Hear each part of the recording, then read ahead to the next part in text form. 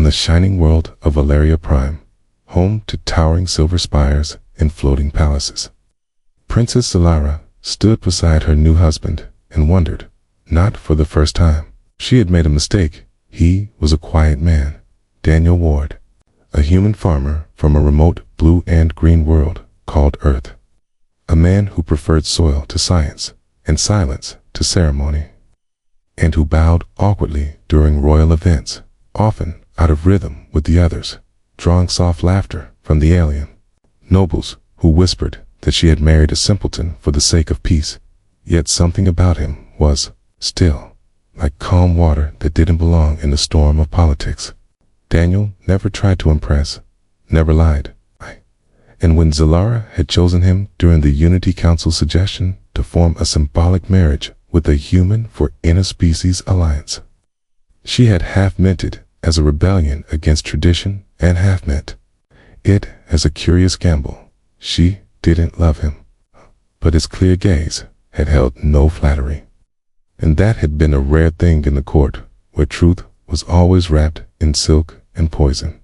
Now, a month into their union, she watched him from her high window as he knelt in the imperial gardens, his hands gently turning the alien soil, humming quietly to himself as glowing birds flitted past his shoulders, and wondered what he truly thought of this palace, this world of gravity-defying halls and star-jumping nobles who saw Earth as a quaint myth, its people too new, too wild to take seriously. But Daniel never seemed bothered by their stares, nor by the mocking laughter from generals and ministers who believed him harmless, irrelevant, perhaps even slow-end.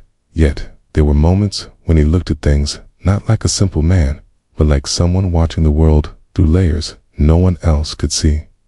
His eyes lingering on old statues, forgotten maps, or rusted tech relics that others walked past without thought. And once, when she had asked him why he never wore the shimmering diplomatic robe, he had shrugged and said, "It doesn't breathe right," as if that was the only reason a man might choose comfort over status, which made her laugh despite herself. Then came the day when the envoy arrived not through the grand halls as tradition demanded, but through a forgotten air shaft beneath the palace, cloaked in dust and static, carrying news wrapped in a whisper.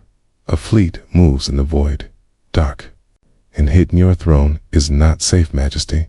And when Zalara questioned him, he gave no proof, only a warning and a pale face, and disappeared before guards could question him, leading most of the court to mock the message as the ramblings of a spooked agent. But that night, Zalara could not sleep, her instincts restless, and as the dawn approached, she rose to her balcony and froze the sky above Valeria Prime.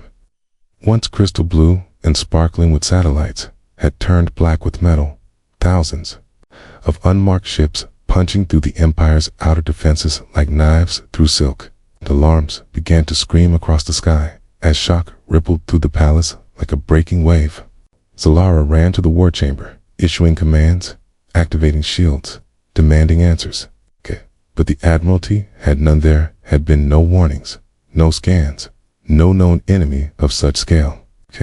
And as cities across the world lost power and communication, panic rose. Yet amid this chaos, she noticed something strange. Daniel was not there, not in their quarters, not in the gardens, not anywhere.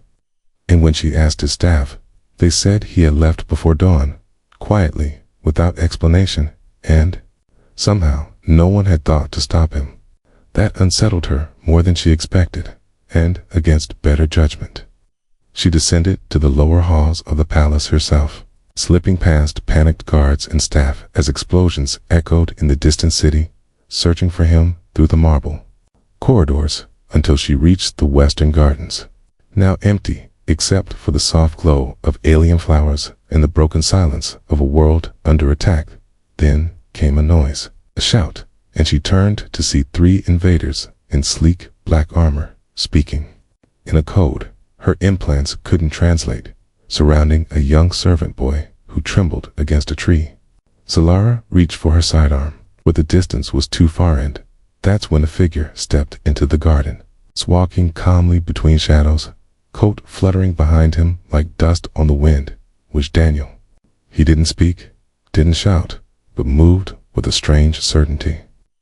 And as the invaders turned to face him, one raised a weapon, but Daniel's hand moved first, not to draw a blaster, but to pull from beneath his coat an object long, narrow, and gleaming, not alien tech, not a plasma baton, but an old-fashioned sword, forged in a style not seen for centuries, its steel reflecting the stars like it knew them personally. In a single breath, he was on them, and Zalara watched, stunned, as he moved like water, every step deliberate, every strike precise, and the three attackers fell in seconds, their weapons clattering to the stone, their bodies unmoving. Daniel turned to the boy, helped him up gently, and only then looked towards Zalara, his expression unreadable. She stepped forward, heart pounding, trying to understand what she had just seen, and finally asked the only question that made sense. You're a farmer?" And he met her gaze calmly, sword still in hand, and replied, "Not quite." Zalara stood, frozen in the garden, her eyes wide as Daniel lowered the shining sword and wiped its surface with calm care. The faint hum of the palace alarms echoing behind her as smoke curled in the sky above the capital, but nothing seemed real except the sight of her quiet husband, now revealed as something far more dangerous than a simple farmer. He looked at her, not with shame, not with pride, but with a strange sadness, as if he had hoped that this day would never come. And then he nodded once, not waiting for questions, and turned toward the lower halls, motioning for her to follow. Still trying to make sense of what she had seen, Zalara walked behind him through the service corridors, past frightened staff and flickering lights, hearing the dull thumps of distant impacts above them. And when she finally found her voice, she asked softly, "Who are you?" But Daniel didn't answer right away, his focus sharp, listening at every corner. Watching for enemies, they reached a secure door leading to the old defense tunnels beneath the palace. Long unused, and Daniel entered a code that hadn't worked in decades, and yet the door slid open like it had been waiting for him, which sent a chill down her spine. Inside, they moved quickly through dim passages lit by flickering red lights. And only when they reached a storage vault filled with emergency supplies did Daniel finally speak. He placed a sword across his knees as he sat on a crate, and then looked at her and said, "There's a lot I haven't told you. Not because I didn't trust you, but because the truth wouldn't have helped you until now." And Zalara crossed her arms, angry and confused, asking, "What truth?" Daniel hesitated, then began explaining in quiet tones that years before Earth officially joined the Galactic Concord, it had already known about the wider universe, had already been preparing in secret, 'cause deep within old Earth governments there had been a belief that one day humanity would need defenders, not to conquer, but to protect from the unknown. And so a group had been formed, the Vanguard, hidden soldiers trained in forgotten places, skilled in old arts and new sciences, living quietly among the stars as watchers, waiting for threats that official eyes wouldn't see. And Daniel had been one of them, chosen not for strength, but for patience, for the ability to hide in plain sight. Akana, and when the Valeri Empire suggested the symbolic marriage, Earth's higher councils saw a rare chance to place one of their own close to the center of power, not as a spy, but as a safeguard in case the stars ever turned dark. Zalara sat stunned, the truth heavier than she expected, and asked, "So you married me for a mission?" And Daniel shook his head. "No, the mission got me here. You're why I stayed." She didn't know how to answer that, and before she could speak again, the building shook. Dust falling from the ceiling as an explosion struck nearby, and Daniel rose quickly, scanning the room with narrowed eyes. He tapped a small device on his wrist, one she hadn't noticed before, and a holographic map flared to life, showing movement across the city. dozens of red markers swarming toward the palace. And worse, a signal marked in gold the royal escape vessel, which should have carried her parents and younger brother to safety, was being tracked by enemy forces. Zalara gasped, realizing the signal was moving away from the planned escape route, and Daniel cursed under his breath, then said, "They're not just invading, they're targeting your bloodline, okay?" And at that, something cold gripped her chest. This wasn't just war, it was a purge. Without hesitation, Daniel grabbed his sword, "Cool," and they set off through the tunnels, emerging near an old transport pad hidden beneath the palace cliffs. Only the old builders remembered Daniel activated it, and in a shimmer of light, they were carried across the canyon to an outpost once used for storing old temple artifacts, where their shuttle was hidden beneath camouflage tech so outdated it had become invisible to modern scans. As the ship rose into the smoke-streaked sky, Solara sat beside him in silence, her mind racing with questions, doubts, and the memory of how easily he had defeated trained killers with nothing more than steel and precision. Who was this man she had married, and how many lies still wrapped around his past? But she also knew this wasn't the time to ask, not while her family was in danger. The journey to the outer edge of the capital was short, but by the time they arrived, it was too late. The escape ship had been downed in the forest beyond the Citadel Ring, and black armored troops were already moving through the wreckage when Daniel landed the shuttle in stealth mode behind the hills. They crept through the trees together, the smell of smoke and scorched metal in the air, until they found what remained of the ship burned. Shattered, but not completely destroyed, Solara's parents were missing, likely taken, but a faint signal nearby revealed a life form still alive, and they followed it to a hidden pocket under the hull where her brother, barely 13, was trapped behind a collapsed beam. Breathing, but unconscious, Daniel moved with speed and strength she hadn't expected, lifting the debris with a grunt and pulling the boy free. Just as enemy scouts drew near, he passed the child to Zalara and whispered, "Stay down," then vanished into the shadows. Again, like a ghost in the forest, and seconds later, the sounds of combat rose again, sharp and swift, followed by silence. When he returned, wiping blood from a small cut on his face, Solara couldn't hold back anymore. "You lied to me," she said, and Daniel met her gaze steadily. "I hid who I was. I never lied about how I feel, not once." She looked at her brother, safe but still unconscious, and knew this wasn't over. They had escaped the palace, saved a life, but the empire was falling piece by piece, and now the enemy knew that not all the royals had been killed. Solara was still alive, and so was Daniel, the man they thought was nothing, the man with a sword from a world no one took seriously. She touched the hilt of the blade strapped to his back, felt its strange hum beneath her fingers, and asked, "Where did you get this?" Daniel looked at the stars above them, now streaked with warships and fire, and said quietly, "It's older than Earth's memory, and it's not just mine. It was meant for moments like this." As they moved back toward the shuttle with her brother in her arms, Solara realized this was only the beginning. Whatever Daniel truly was, whatever Earth had hidden, it was rising now from the shadows, and she was caught between the fire of her broken empire and the mystery of a man who was never simple at all. The forest was quiet again, but the air still smelled like smoke and metal as Daniel guided the shuttle low through the mountain passes, moving fast and silent beneath the enemy's radar, while Zalara sat beside her unconscious brother, wiping blood from his temple with shaking hands and trying not to think about the ruined palace, her missing parents, or the mystery of a man piloting the ship like he had done it 1,000 times. Daniel's face was calm, but his eyes stayed sharp, checking every shadow outside, as if expecting danger at every turn. And when Zalara finally asked where they were going, he said only, "Somewhere they won't follow," then added, after a moment, "But We'll need answers before we fight back.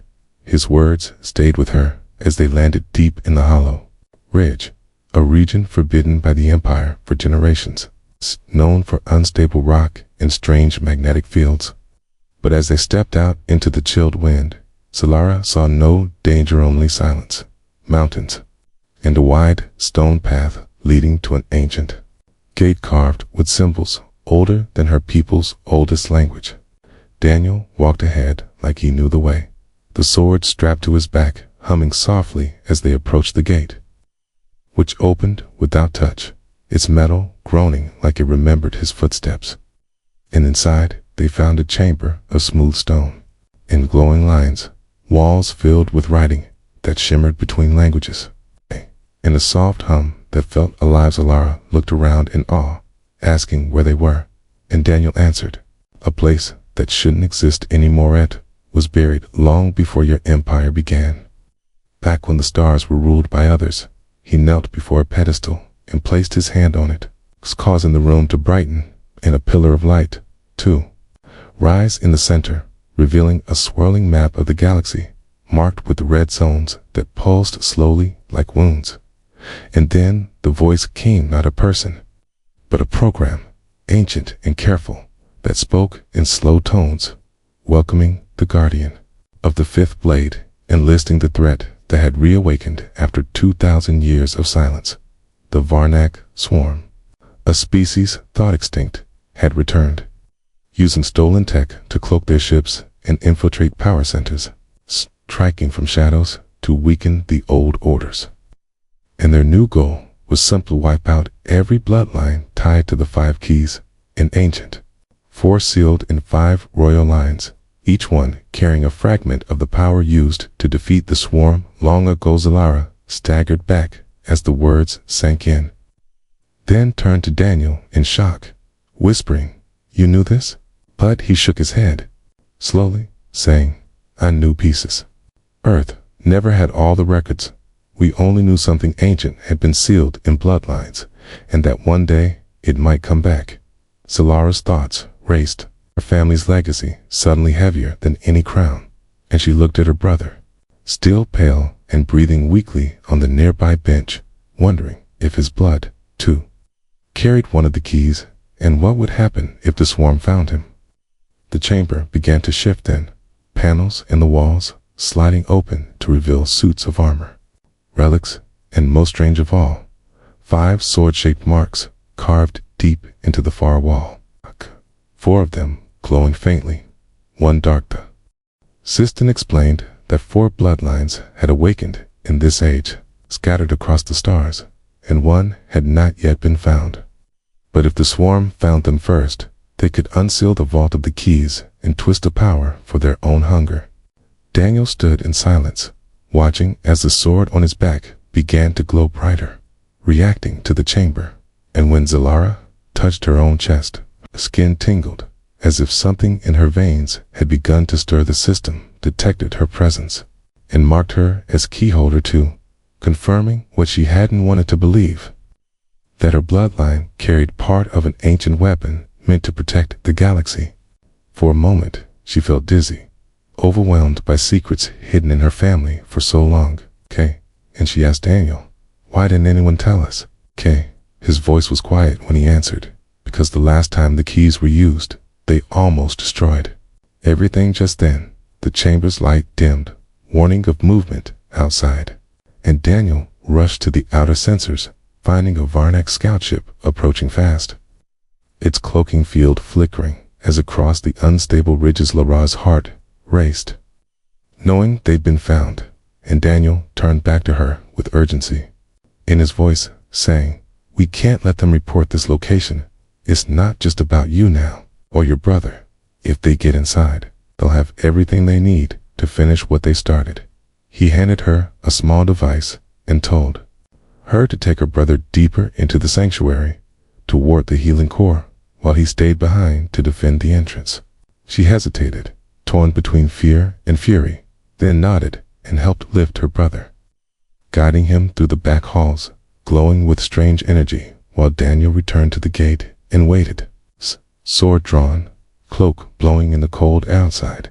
The Varnock ship landed like a predator, long and black, and from its belly came 5 soldiers in armor shaped like bone and shadow, weapons hissing with heat as they scanned the ruins. Daniel didn't wait.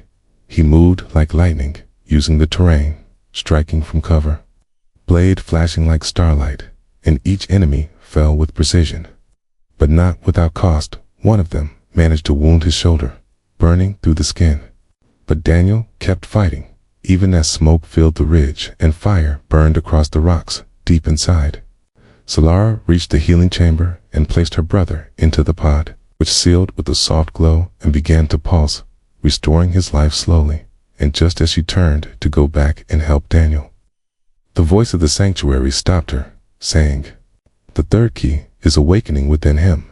And her eyes widened, realizing her brother was not just royal blood, but one of the 5 pieces that the enemy sought to control or destroy. She ran back toward the gate, heart pounding, but when she reached it, the battle was over.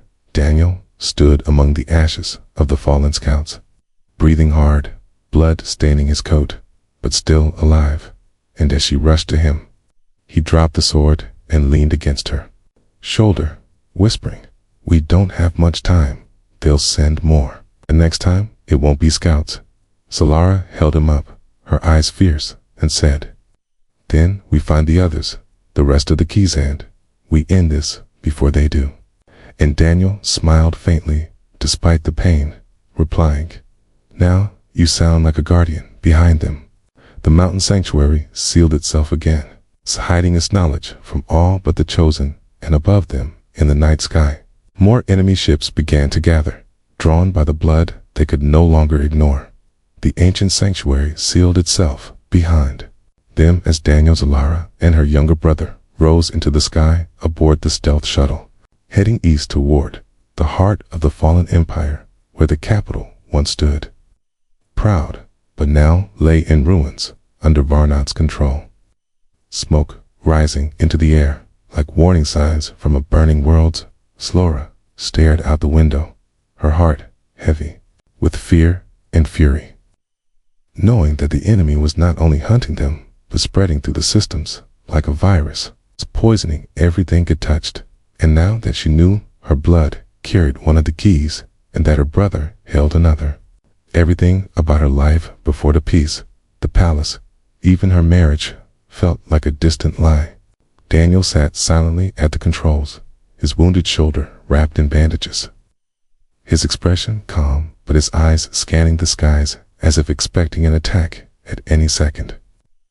And though the pain made his grip stiff, he said nothing, for he knew they had little time and fewer chances left. Through a scrambled signal intercepted at the sanctuary, they had discovered that the Varnock had found something buried deep beneath the throne chamber itself, an energy source too powerful to be ordinary, something ancient and locked away long before any empire had risen.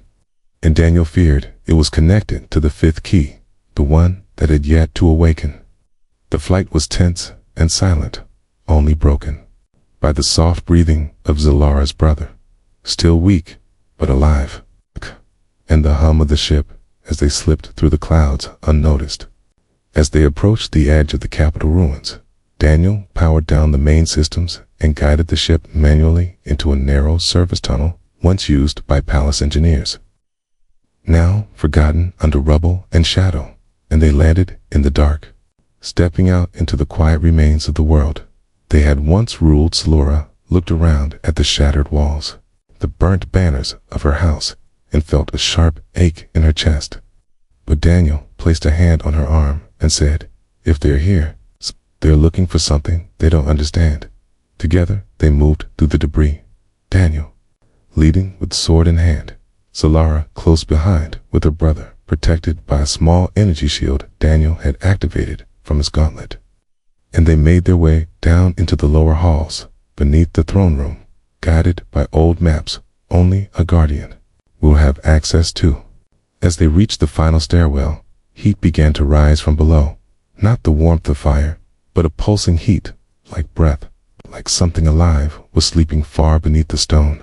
And when they stepped into the last chamber, they stopped cold before them stood a gate made of obsidian and glowing with symbols of both human and alien origin.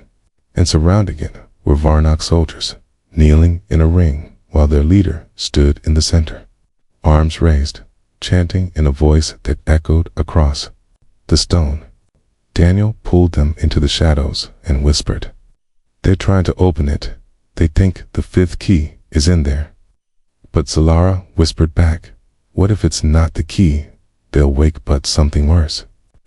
And her voice trembled, not from fear, but from the memory of the legends her mother once told her, stories dismissed as myths, of an ancient flame sealed beneath the first throne of the galaxy. A fire that had the power to rewrite life and death, a weapon so dangerous that even the stars had agreed to forget it. Daniel knew then that the swarm's plan was not just to destroy the royal bloodlines, but to control this ancient fire and reshape the galaxy in their image. He moved quickly, using the shadows, taking down one guard silently, then another, until the circle broke and the ritual leader turned with a hiss, revealing a face not fully Varnock, but something worse, flesh warped by ancient energy, his eyes burning red, and the air around him crackling with unnatural heat. He raised his hand and sent a blast of force toward Daniel, who blocked it with his sword, the blade singing as it absorbed the energy and flared bright blue. And then the chamber fell into Zalara rushed to shield her brother while Daniel engaged the corrupted leader, their clash sending sparks across the walls, each strike shaking the ground. The obsidian gate behind them began to glow brighter, symbols shifting. And Zalara realized it was reacting to the presence of her and her brother. Her bloodline was the key to the gate, and the Varnock had known it, which was why they had invaded in the first place, not for power or land, but for this door, this fire. She ran to the control node beside the gate and placed her hand on it, feeling a rush of energy surge through her veins, visions flashing in her mind of ancient kings, of battles long before memory, of a time when humanity had fought beside other species to lock the fire away, and her own ancestor had been one of them. She cried out as the gate responded, not opening, but shifting, changing, rejecting the Varnock presence and sealing tighter. Its glow turning gold instead of red, but the effort drained her, and she fell to her knees, just as the corrupted leader knocked Daniel to the ground and raised a spear of pure flame to finish him. Zalara screamed, and her brother, now conscious and aware, stood weakly and raised his own hand, eyes wide with fear and instinct. And in that moment, a pulse of white light burst from his chest, striking the enemy and sending him flying into the gate with a horrible sound, where he vanished in a burst of burning light. Silence returned, heavy and deep, and the gate dimmed again, still sealed. The danger paused, but not when Daniel sat up, breathing hard, and looked at the boy in shock, realizing the 3rd key had awakened fully, not with a weapon, but with a force of pure resistance, the same energy that had once driven the swarm back in ancient times. Zalara helped Daniel up and looked at her brother, who seemed unaware of what he had done, and she said, quietly, "Stronger than any of us knew." Daniel nodded, still staring at the gate, and said, "So is what's behind there." They didn't wait long, knowing the battle had drawn attention, and they returned to the ship through the side tunnels, barely avoiding another enemy patrol as they rose again into the skies, the capital fading beneath them like a broken dream. As they flew, Daniel contacted the sanctuary and asked it to scan the galaxy for the remaining key holders, hoping they still had time. But the system responded with a warning: one of the remaining 2 had already fallen into enemy hands, and the last was hiding in a system soon to be invaded. Daniel looked at Zalara, his voice low but sure, and said, "We're not fighting for a throne anymore. We're fighting to stop the fire from falling into the wrong hands." And Zalara, holding her brother close, nodded and said, "Then let's find the rest before the galaxy burns." Above the broken worlds and dim stars, the sky throne hovered in silence. A forgotten fortress built on the edge of a dying nebula. It's hidden from most charts and only remembered in the old stories of the royal bloodlines, was said to be the last seat of power from the First Age, the place where the 5 founders of the Keyblood Pact gathered long ago to seal the ancient fire. For now, centuries later, it had become the final hiding place of the 5th key, the last missing piece that Daniel and Zalara desperately needed before the Varnak swarm found it first. Their ship cut through the darkness like a shadow, slipping between asteroid belts and faint energy fields. Using stealth modes Daniel had patched together from old Guardian tech and scavenged Varnak parts. Zalara watched the stars grow. Few were around them, replaced by dust clouds and radiation streaks. Her brother slept in a sealed pod behind them, still healing after awakening his Keyblood in the catacombs beneath the old throne. And every minute counted now, because the sanctuary had confirmed that the Varnak had discovered the sky, its throne's location, and were sending a dread carrier to claim it, a massive ship loaded with troops, harvesting drills, dark science that could tear the fortress open like a wound in space. The moment the throne appeared in view, glowing faintly with soft blue rings and locked in orbit by invisible gravity anchors, Daniel's face hardened. There was no time for plans, no time to rest. They had to reach the center before the enemy did, and more importantly, they had to find the last keyholder. Its blood might be the only thing keeping the ancient lock from opening.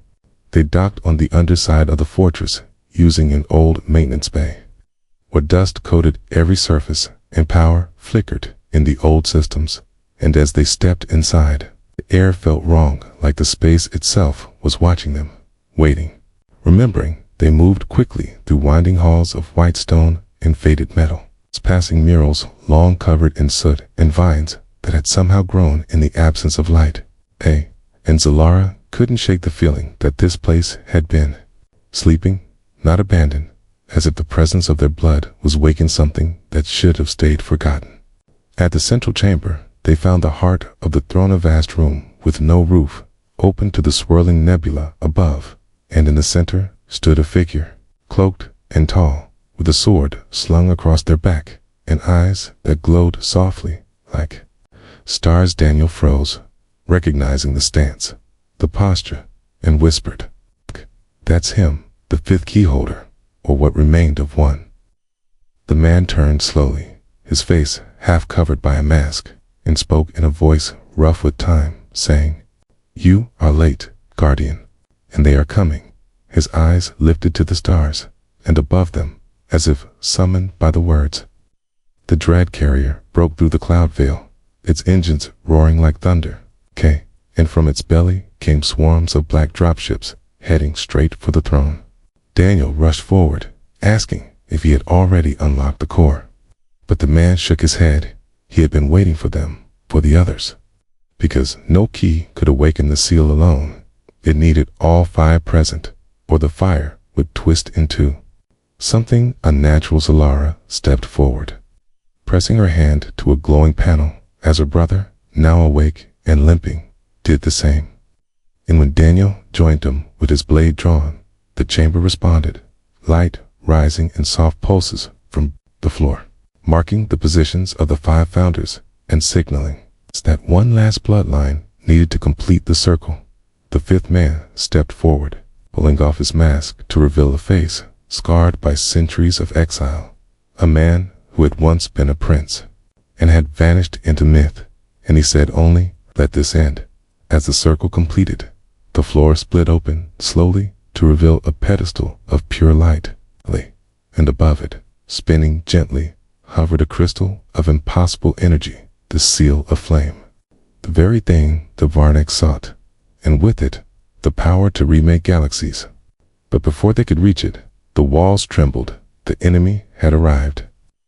Dropships slammed into the outer ring, and armored Varnak troops poured into the corridors, their weapons glowing, their eyes filled with hunger. And Daniel turned to the others, saying, "Protect the sea Lyle, hold the stairs." But the 5th man shook his head. and drew his own blade, saying, "You're not the only one who remembers how to fight together." They rushed the enemy, and the throne became a storm of light and steel. Daniel fought with speed and precision, his blade humming with energy, cutting through armor and flame alike. While the fifth warrior moved like wind, dancing between strikes and cutting down invaders with a grace that defied time.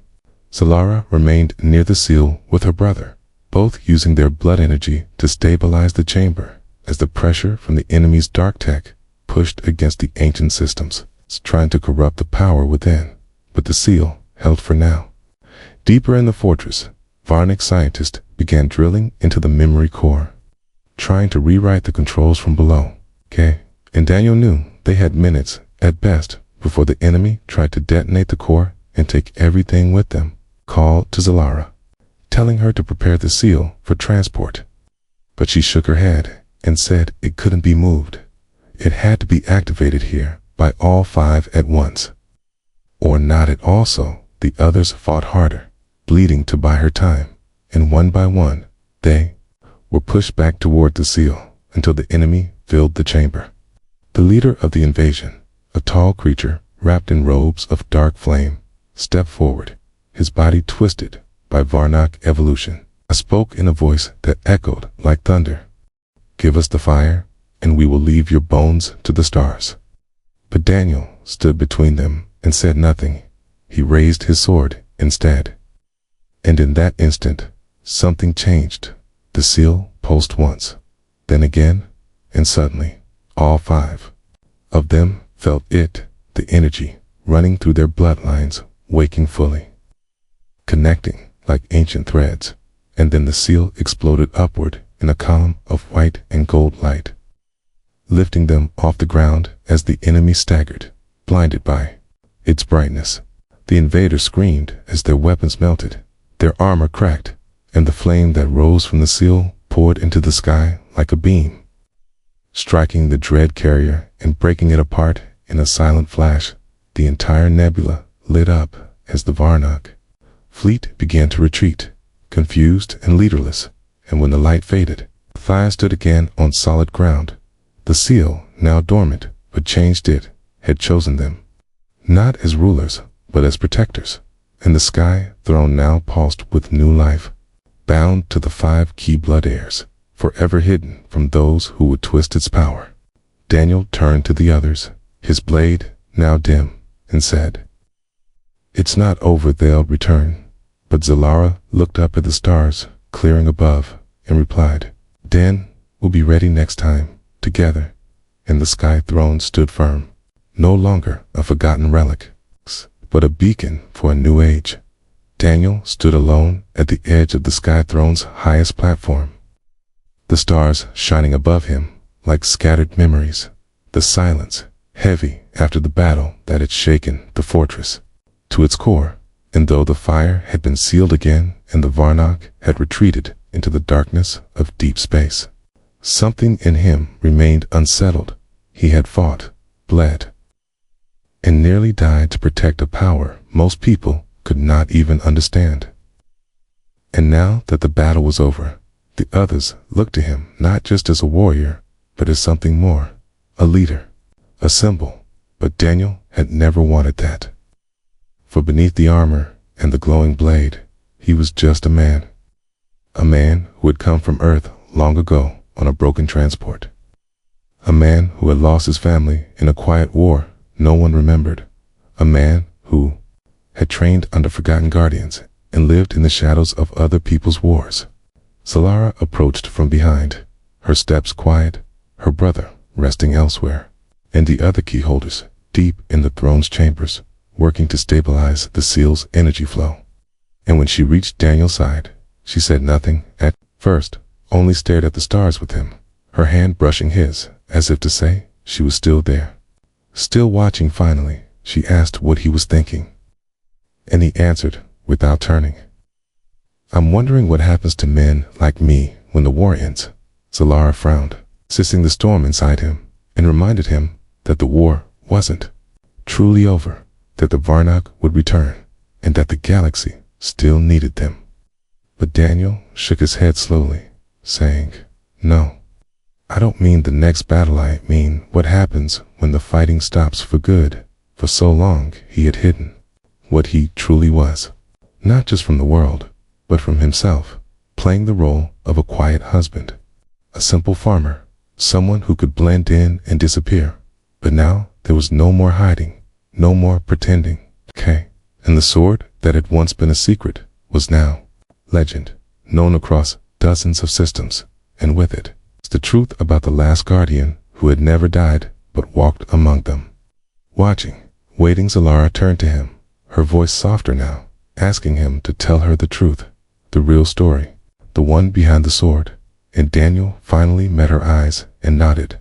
He began slowly describing the fall of Earth's final colony, where he had been just a boy holding his sister's hand as the skies burned, watching helplessly as everything around him was destroyed by raiders and lawless machines, and how a man in armor had pulled him from the rubble and taken him to a hidden place, a guardian refuge buried in ice where he was trained not just in combat, but in patience, in silence, in how to become a weapon that only woke when needed.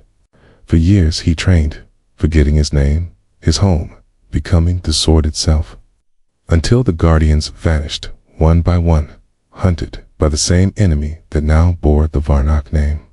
And Daniel was left with only one mission: survive and wait for the bloodlines to awaken again, for the keys to return in. When he met Zalara, when she smiled at him without knowing who he was, he thought for a moment that maybe his story could end with peace. But fate had a different plan. And now the galaxy whispered his name while he longed for silence. Again Zalara's eyes shone with sorrow and respect. And she told him she had never married a simple man. Not really. That part of her had always known he was hiding something deep, something powerful.